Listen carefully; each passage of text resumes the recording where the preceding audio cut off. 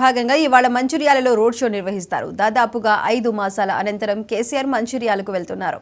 రోజు రోజుకు స్థైర్యం కోల్పోతున్న బీఆర్ఎస్ శ్రేణులకు కేసీఆర్ తన పర్యటన ద్వారా భరోసా నింపుతున్నారు.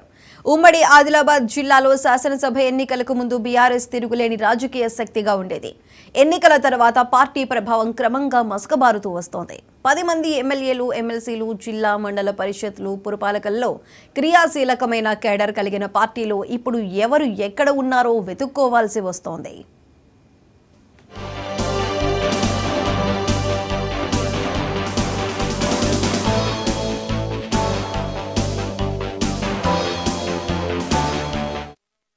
అందులోనూ కార్మిక క్షేత్రంగా ప్రసిద్ధి పొందిన మంచిర్యాల జిల్లాలో బీఆర్ఎస్ నేతల మధ్య సఖ్యత కొరవడింది.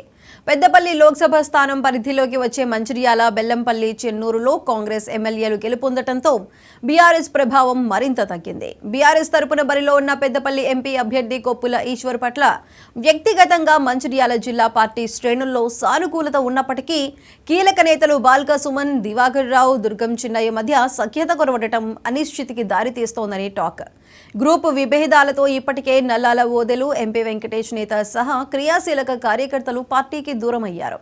శాసనసభ ఎన్నికల్లో మంచిర్యాల నియోజకవర్గంలో బీజేపీ 2వ స్థానంలోకి ఎగబాకితే బీఆర్ఎస్ అభ్యర్థి దివాకర్ రావు 3వ స్థానానికి పరిమితమైనప్పటికీ జిల్లా నేతల్లో మార్పు రావటం లేదనే ఆవేదన కార్యకర్తల్లో ఉంది.